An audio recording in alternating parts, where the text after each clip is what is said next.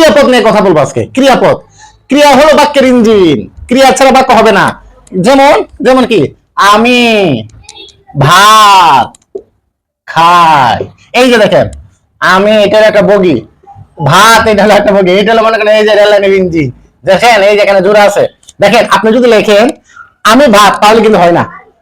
যদি আপনি লেখেন ভাত খাই, হয়ে যায়। আমি খাই, তাহলে কিন্তু বাক্য হয়ে যায়। দেখেন ক্রিয়াপদের কত দাম।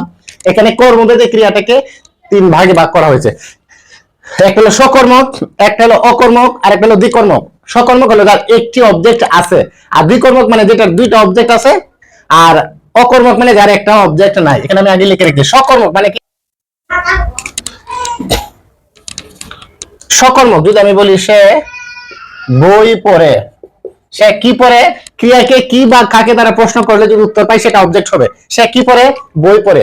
এই যে এটা হলো কি, এখানে কর্ম, একটা কর্ম আছে। আচ্ছা এখানে অকর্মক কি, অকর্ম সে সে যায়, অথবা আমি খাই। এটা মানে কিন্তু কর্ম নাই, এটা হলো জিরো কর্ম। এই জন্য এটা হলো অকর্মক, মানে কোনো কর্ম নাই, তো কাজ নাই, জিরো কর্ম।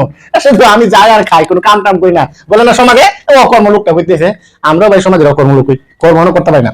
তার মানে কি, সে যায় সে খায়। দুই কর্ম কি, দুইটা কর্ম। যেমন যদি লিখে এখানে বাবা আমাকে কলম দিয়েছে, বাবা আমাকে কলম দিয়েছে, অথবা দিয়েছেন, বাবা আমাকে কলম দিয়েছেন। দেখেন এখানে দুইটা জিনিস শুরু করেন। আমাকে কি দিয়েছেন, কলম, এটা হলো একটা কর্ম। কাকে দিয়েছেন, আমাকে দিয়েছেন, কাকে দিয়েছেন, আমাকে দিয়েছেন, এটা হলো একটা একটা দুইটা। তার মানে কি, মানে এটাকে বলে কর্ম। এটা হলো মুখ্য কর্ম, এটা হলো গৌণ কর্ম। এটা গৌণ কর্ম কেন, এটা প্রশ্ন। এটা হলো মুখ্য বিষয়, গৌণ কর্ম এই কারণে দেখেন এখানে আমি থেকে আমাকে হয়ে গেছে। শব্দটা ছিল আমি, আমি এর গুণাগুণ নষ্ট করে হয়ে গেছে আমাকে।